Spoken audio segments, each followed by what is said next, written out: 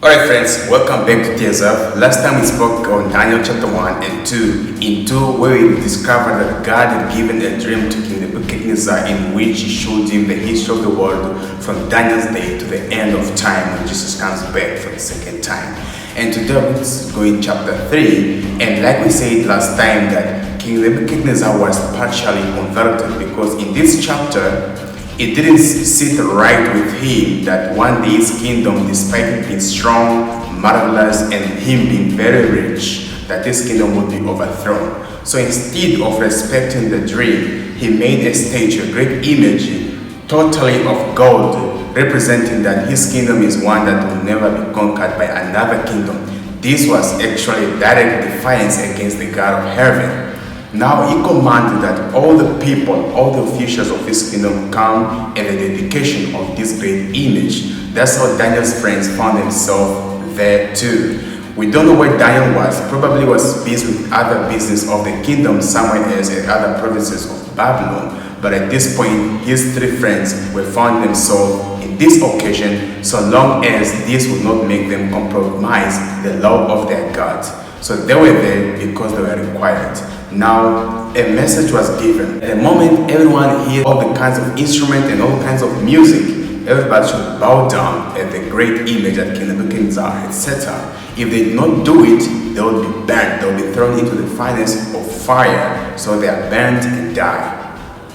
And now this was a big issue to the friends of Daniel because one of the 10 commandments, the law of their God, said, "Thou shalt not make for yourself image, nor bow down to them, nor worship them, either in heaven, earth, or under the earth." So the command was given. All kinds of instruments and music were played, and everyone bowed down except for three, Shadrach, Meshach, and Abednego.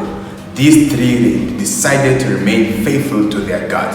They were there so long as they could not go against the law of their God, but when it came to the law of their God, they chose rather to obey God than men. And the news reaches the king that there are some men who were not willing to bow down to his great image, and the king felt so offended that he got so angry and commanded to call Shadrach, Meshach, and Abednego, and he asked them, "Is it true that you do not worship the great image I've set up?" And the king said, "Look, I'm giving you another chance. Just bow down. Don't risk your life. You don't need to do this. Bow down to the image and simple. If you don't do it, I'm going to throw you into the furnace of fire. And which God is that that's going to be able to deliver you from my hands?" And they replied, "We're not careful to answer you on this, O king.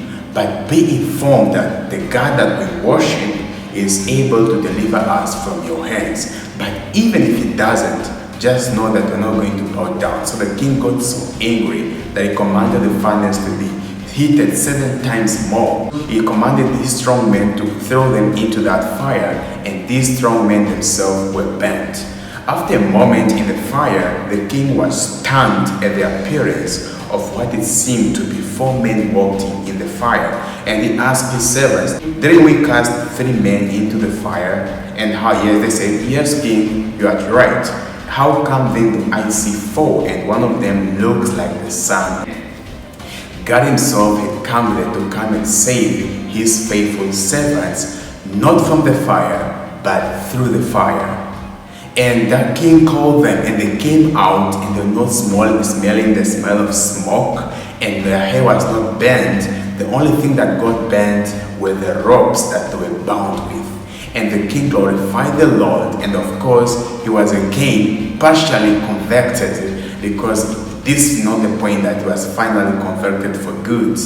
And the king promoted these 3 young men and said that no one should play or mock the God of these 3 boys because there's no God who can deliver in such a way. So the name of God was glorified because of the faithfulness of these 3 young men, even in the midst of death. This parallels to the time we're about to go through. In Revelation chapter 13, we see the beast commanding that everybody worships it, and whoever doesn't worship, this person will be imprisoned, killed, or destitute of their basic needs. Are we going to stand in this final time like these 3 boys stood? Here we are told that they are going to be forced to worship the image of the beast and receive the mark of the beast, which will discuss what are these in the later pages to come. But this is the point. We're going to go through the same situation. Just like they were forced to go against the law of their God, there's a coming time that the Christians will be forced to go against the law of their God. But we are told to respect our governments, yes. But just like the apostles in Acts chapter 5 verse 29, they say we should obey God rather than men. So we are told to obey our governments, respect our leaders, but when their rules and laws conflict the law of God, then we got to choose whom are we going to obey. But just like these three boys, God came to rescue them. Even the people of God in the last day, when it seems like they have no hope, when it seems like they are doomed and they have nowhere to go, they seem helpless in the eyes of the wicked, God will come and rescue them. For Daniel chapter 12, verse 1 says that at that time, what time? The time when the Christians seem hopeless, Michael shall stand up, who stands up for the children of thy people, and will save us not from the problems, not from the persecution, but through the persecution. He will give us the strength to endure. So let's spend time in prayer, knowing Jesus more and more daily through Bible study and witnessing to others. That's how we grow. So my friend, this one thing that God's going to do, even though we'll go through the fire, through the tribulation, the elders in the revelation, who are these? Because earlier you'd seen people going through so much that when you see these people in white robes, you could not identify them. Who are they? They don't seem like some people who went through some hard time, because at this time they have glorified bodies, they are brand new, they seem so joyous, like pain is a memory. That will be the faithful. God will come and save them to his celestial city.